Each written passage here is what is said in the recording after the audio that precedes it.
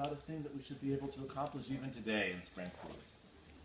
The Domestic Workers' Bill of Rights, House Bill 1288, is a small step, but an important step to rectify a real injustice in our society. If you think about the many, many, many decades of, almost centuries, but at least many decades of work to improve standards of living for workers, there have been all manner of different kinds of steps taken, whether it be minimum wage, retirement policy, health policy, equal protection laws, overtime laws, and typically when these laws have been passed, they haven't really applied to everybody. They've pushed out some collection of workers.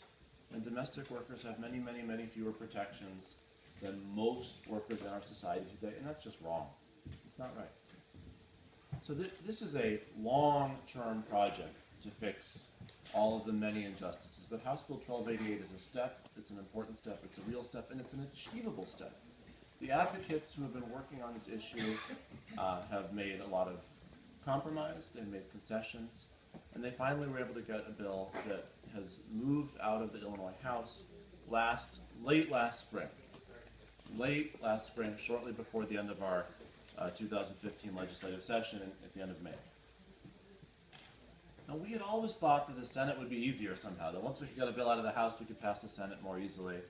And so we were ready in June and ready in July, and every time we thought we had the opportunity to pass the bill, someone wasn't sure, someone wasn't convinced, there was some problem for one reason or another. And so this conversation that